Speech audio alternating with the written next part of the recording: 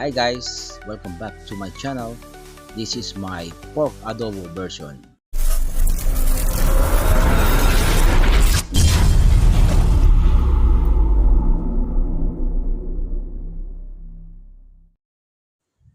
Ayan guys, ito po yung secret ng aking pork adobo, ang Sprite. Pero bago yan guys, tapos na po tayo igisa sa bawang at garlic. So, saka sibuyas. So after that guys, hintay lang natin na magtuyo yung meat. Lagay ng toyo.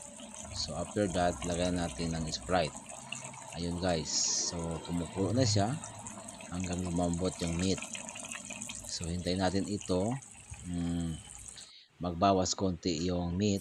So after that, i-separate natin yung mixture ng adobo at saka yung meat. So while waiting sa ating oil to get warm, so nagyan natin yung meat, ipito-pito konti para magiging brownish. Okay, yan lang guys, just mix it and then para maglabas konti ang oil ng meat.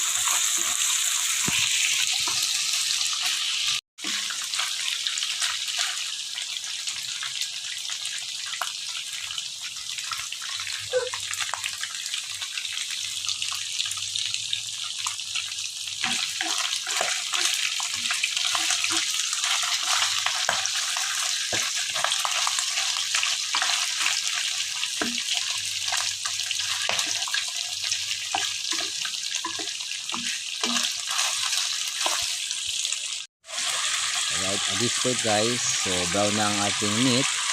So ilagay na natin ang ating separated mixture. So ito na po yun. So para papasok talaga yung lasa doon sa may meat. So pwede po tayo itong i-taste, lagyan ng konting asin and mga pampalasa base sa ating taste. Okay, so after that, so lagyan natin ng konting vinegar and then taste it. Okay, yun guys, ito guys, malapit itong matapos. Ito na, ayan ang ating finished product. So medyo may konting sabaw siya guys, pero hindi naman siya medyo, sabi nila yung meat na whitish, kasi ginisa natin yung meat talaga para magiging brownish. Okay,